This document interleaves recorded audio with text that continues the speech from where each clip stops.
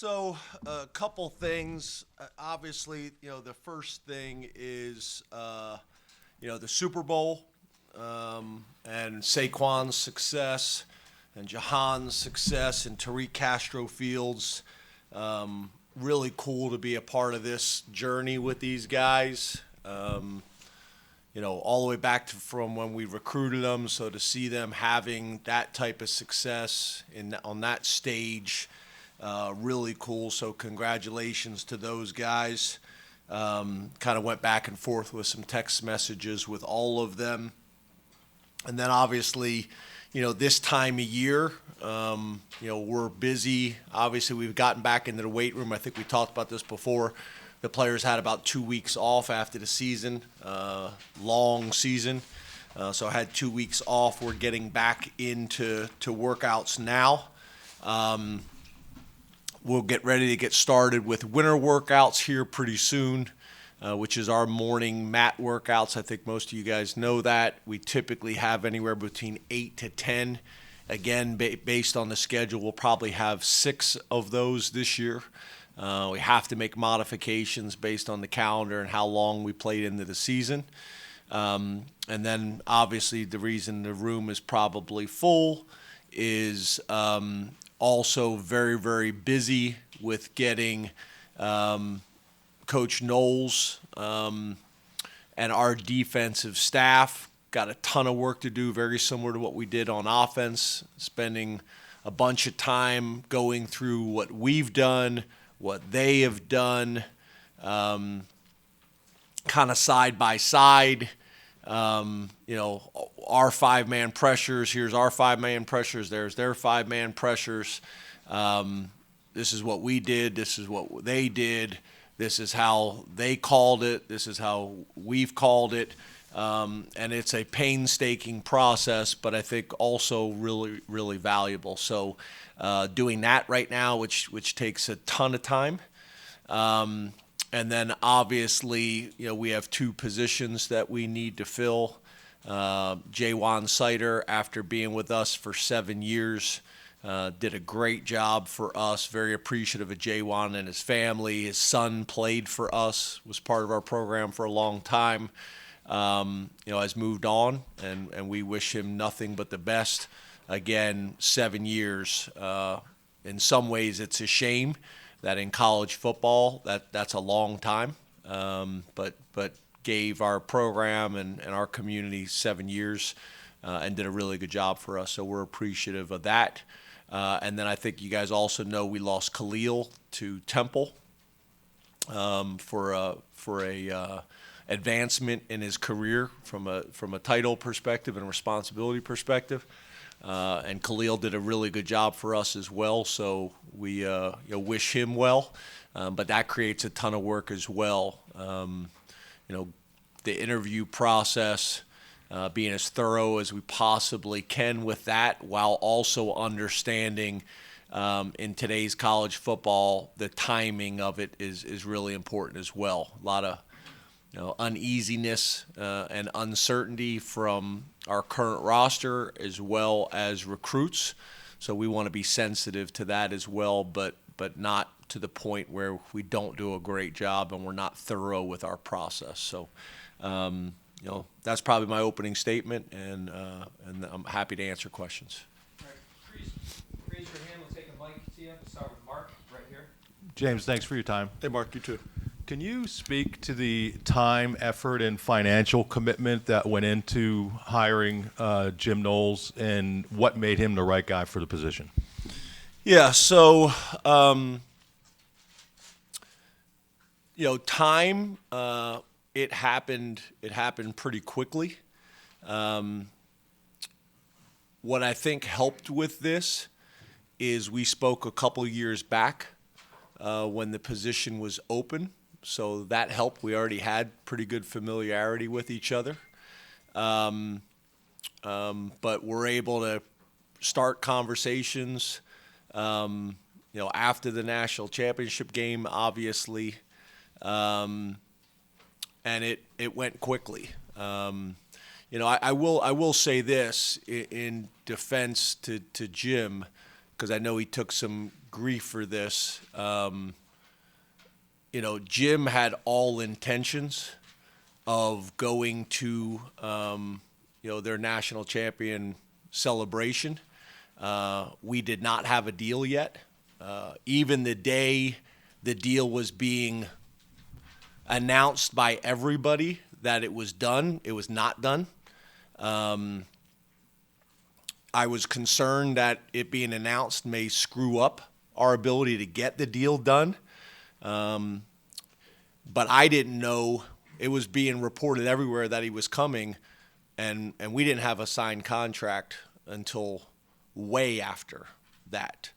And as you guys know, the amount of high-profile jobs that were open for defensive coordinator positions, you never truly know until the deal is done. In terms of the commitment, it's been phenomenal. It's been all you can ask for. I think really in the last 2 years, the commitment level has matched the expectations, and I think there's very few places in the country that can actually say that. So I'm very, very appreciative of that.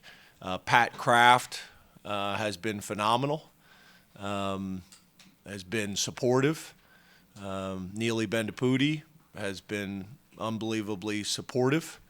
As you know, we have unique flexibility because we are self-sufficient, where a lot of different universities are using resources from the university or the student body, and we're not. But it still takes the support to get those things done. So I'm very appreciative, and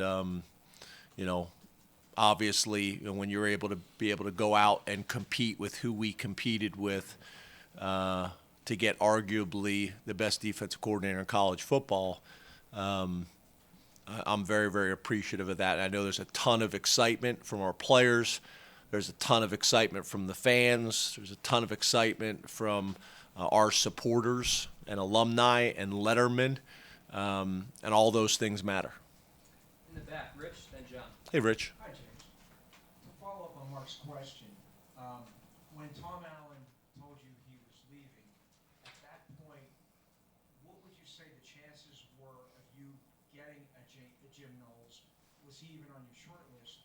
And does having him, you said, what does it say to the fan base, not just to the players and the staff in the room, about the kind of commitment that you folks have made? Yeah, I think it's very telling. I think it goes back to that statement I made earlier that, in my, I guess, what is it, going on 12 years now?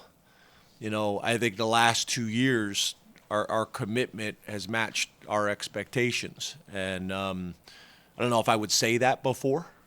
And I think Pat's been with us for 3 years, and the only reason I don't say 3 years is when you first get here that first year, you're figuring everything out.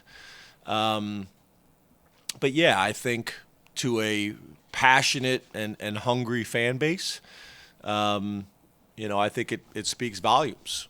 I think it speaks volumes. The first part is when Tom Allen told Oh, yes, sir. Yes, sir. Yeah, okay.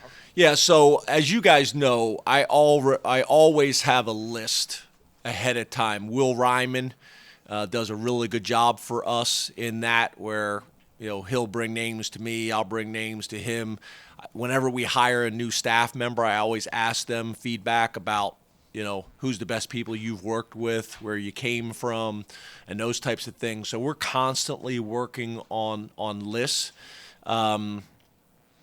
But, the thing that's interesting is, and we've talked about this before, when we lose somebody in any position, it's a painstaking process to fill the position. There's not as many qualified people out there as people may think. So going through that process and making sure we get the right person, what's great about being at a place like Penn State, I've been at places in my career where you have a dream list and they're not really realistic. Your dream list at Penn State is realistic, specifically now, with the support that we have. But again, it was a twisting and turning process. I think I got a call. I think it was 5:40 in the morning, 2 days after the national championship, and that's when I thought it may be real. It may have a chance. Before that, we hadn't had any communication.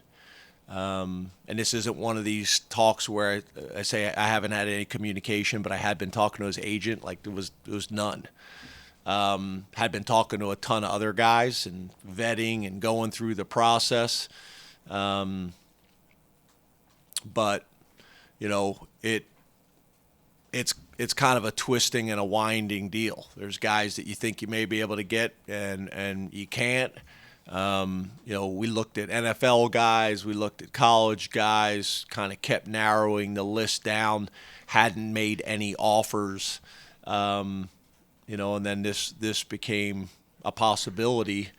And then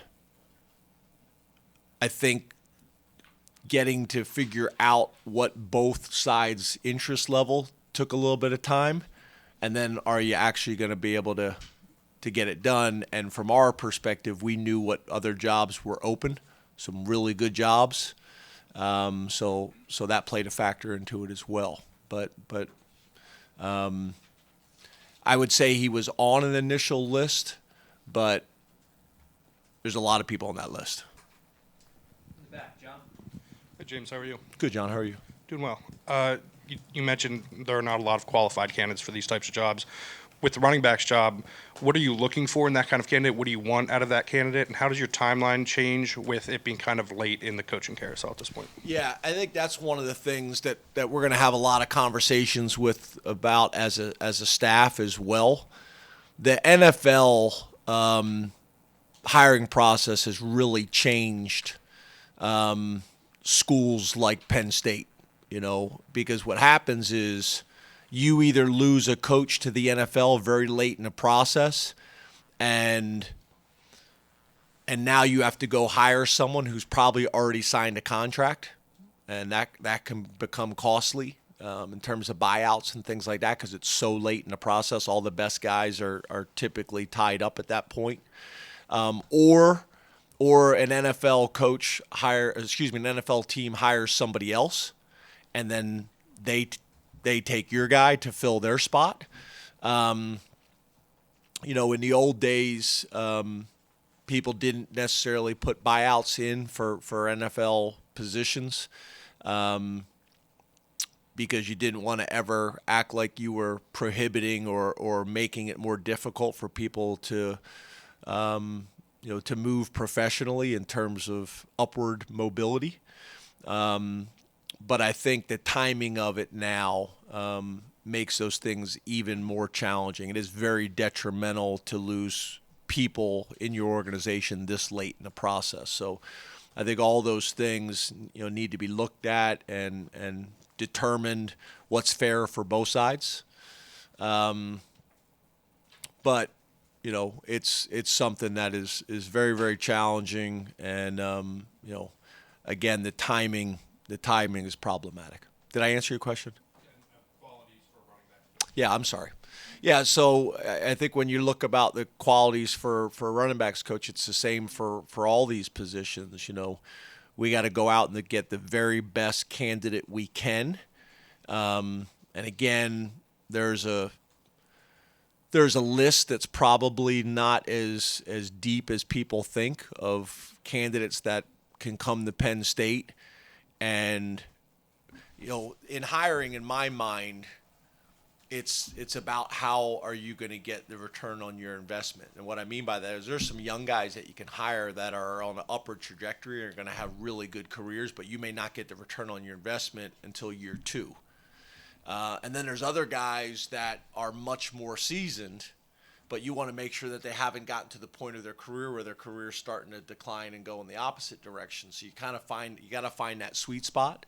of a guy that's got enough experience, both in coaching and in recruiting at this level, and that we're going to get the return on our investment quickly, because we're just not at a point as a program to come in and have to wait a year or two while we're still developing somebody. So that's the hard part of finding that sweet spot of they got enough experience that they're still trending,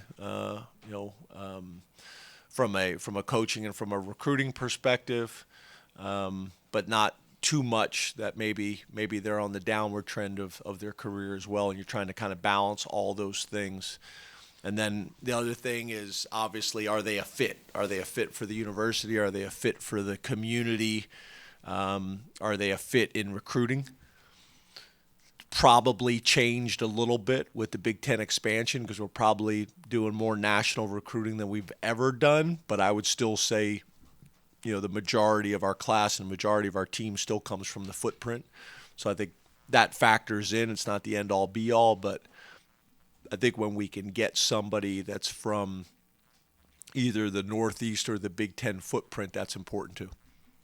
Half right corner, Audrey. Hey, James. How are you? Good, are you? Good, thank you. Since, the past month when the season ended, now that you've had kind of more time to look at it, obviously the personnel has changed as well in your receiving core. How would you kind of evaluate the job that Marcus Hagans did? And also, could you speak a little bit about some of the new additions that you have there that you added this winter? Yeah, so first of all, I felt like we got better this year. Obviously, when the season ends the way it did, that probably taints the perspective. I think overall we got better this year. I think that's the first thing that we have to evaluate.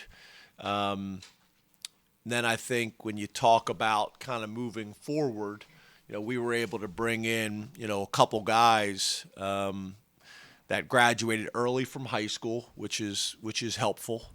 And those guys have been impressive so far at a position where freshmen can play.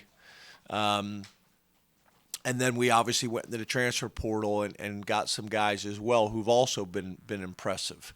But we'll have a better idea once we get through winter workouts. We'll have a better idea through spring ball. We'll have a better idea after talking to the strength coaches when we kind of really get into it and the testing.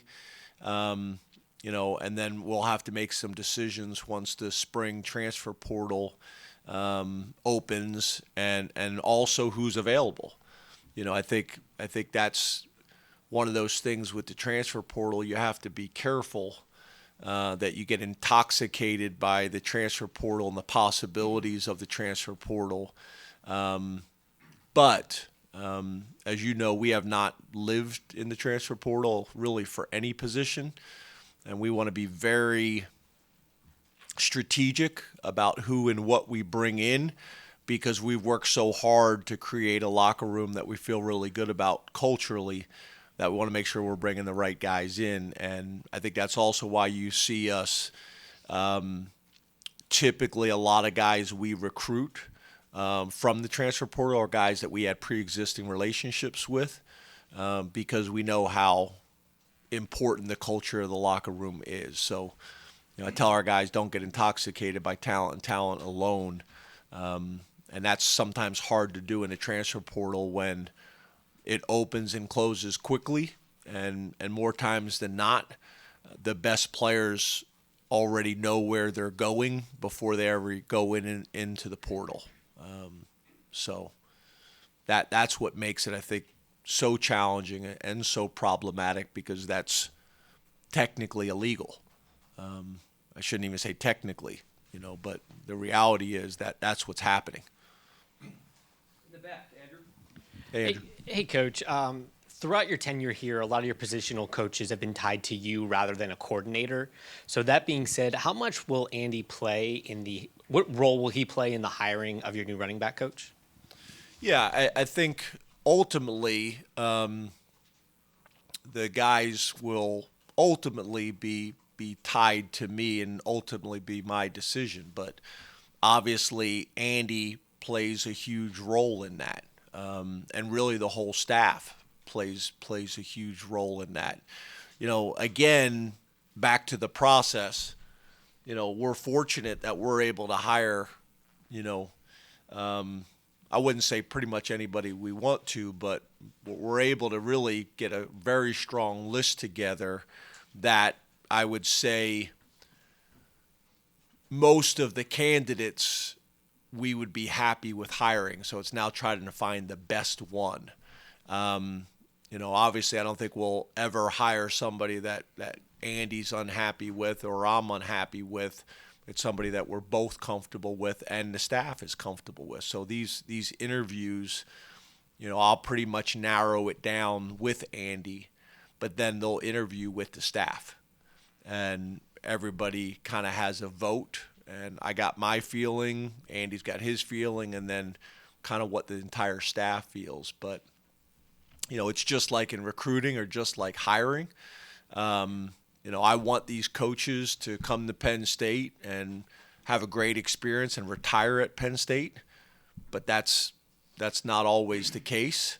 So I'm the guy that's going to be here, and I need to make sure that I'm comfortable with everybody we're bringing into the building. Front left, Bob. Hey, James, how are you? Good, Bob. How are you? I'm good. In a couple minutes, we're going to meet some of your 2024 guys, maybe get a chance to talk to them. Out on the rink? Where are we doing I it? think we're going to go on the rink.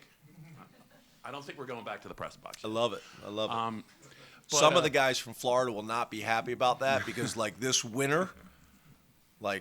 we go through the recruiting process. We're like, hey, it's not that bad. It's been rough, as you guys know, this winter. So stay off of the ice, please. What did you learn about maybe some of the freshmen you were able to play prominently, whether it was like, Luke Reynolds? I know you think a lot of Cooper Cousins. As they enter their second year, who are you really excited about that you got a good look at? And also, maybe your thoughts on some guys that redshirted that you think have a chance to really help the team in their second year. Day Lane would also be in that category as well. I was going to say Max. Yep. Yeah, so I guess the first thing is I'm really strategic about playing those guys because there's just been too many times where the assistants say they want to play a guy early in the season. We agree to green light them. I think you guys know that term we use. And then we get halfway through the season and those guys haven't really played a whole lot, right?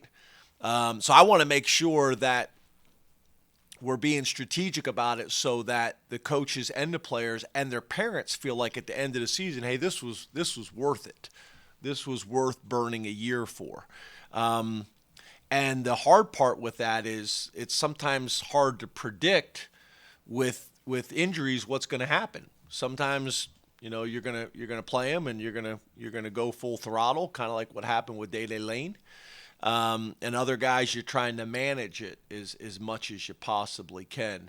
But that's hard to predict. The good thing is with us being able to play, 4 regular season games and then all the postseason games, you can play a ton of football and still preserve your year of eligibility.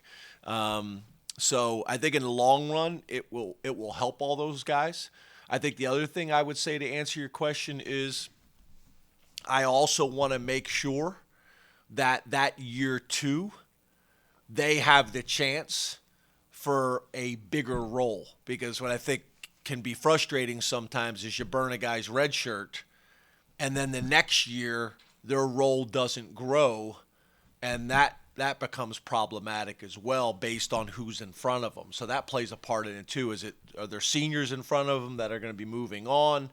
Someone that may be coming out for the NFL, those things factor into the decision as well. Because I think it's one thing you don't play a whole lot your first year, but then that role stays about the same in year 2. That can create some frustration too. So, looking at all that and managing all that. In terms of the players, I'd probably prefer to wait to answer that.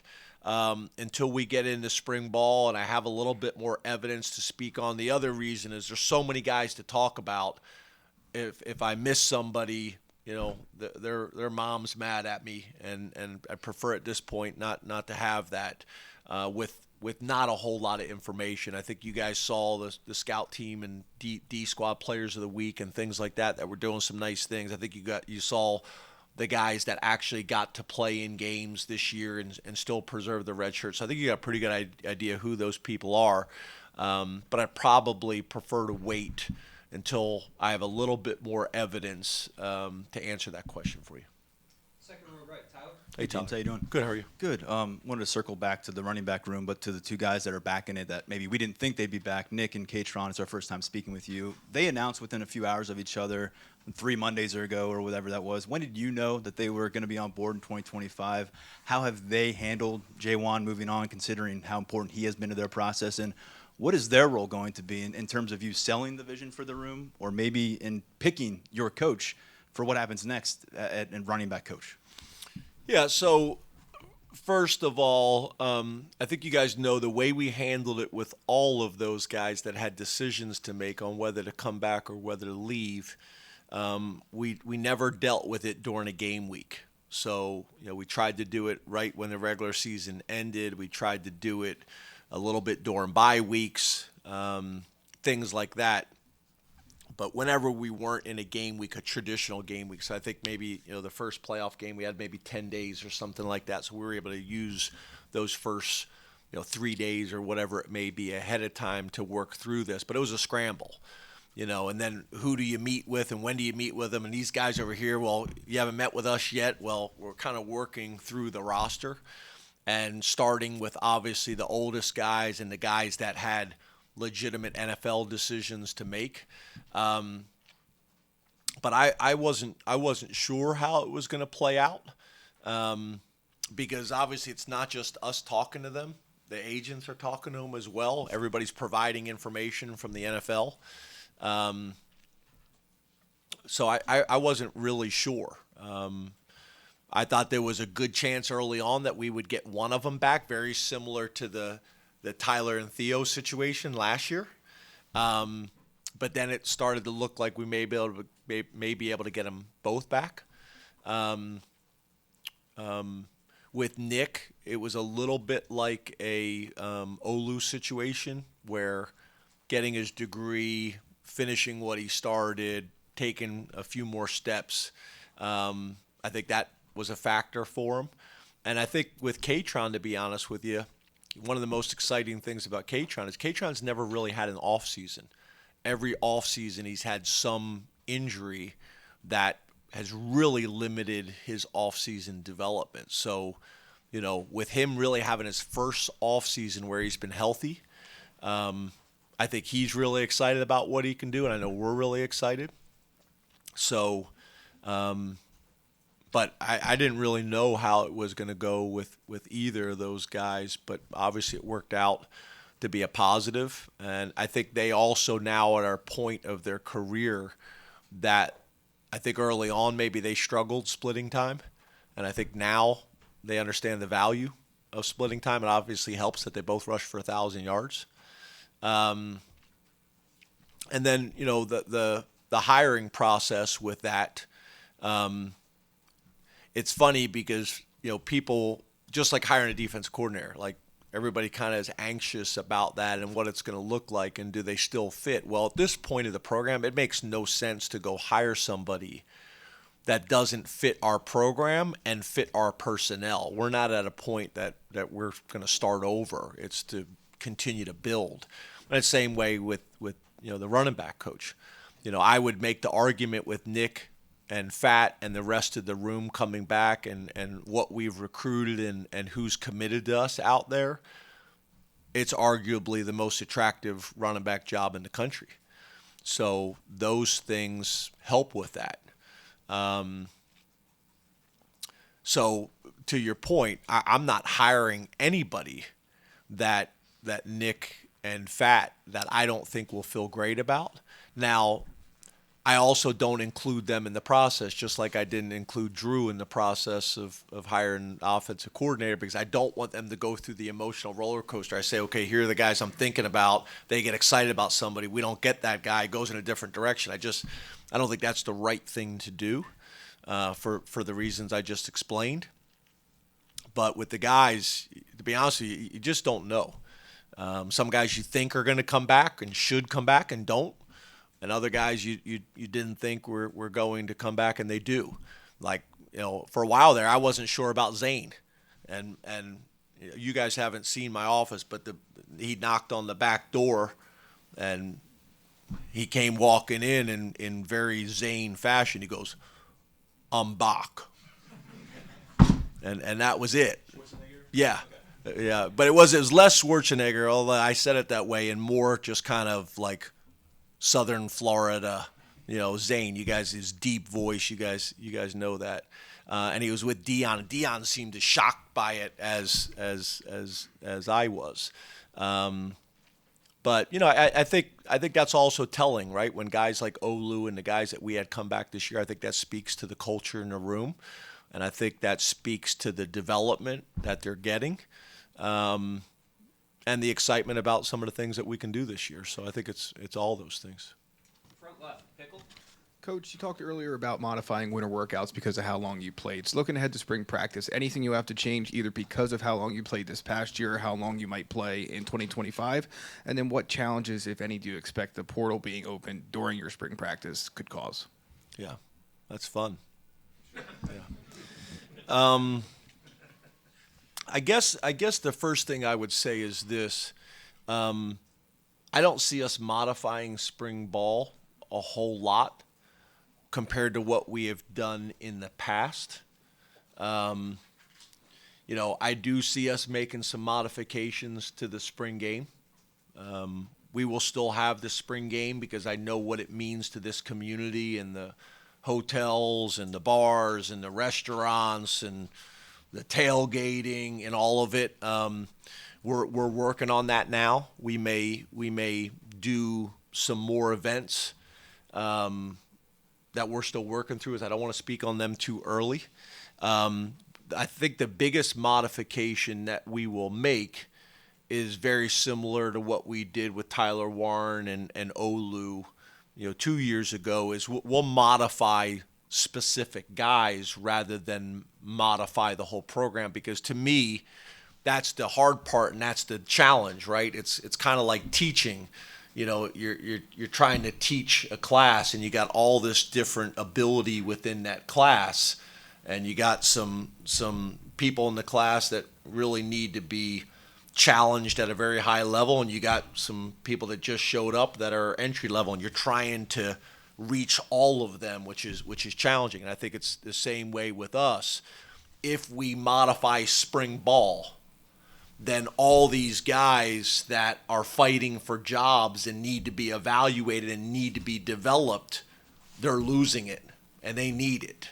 So for me, what I think we'll do is we'll modify specific players based on age, experience, reps that they had last year, reps that they've had over their career.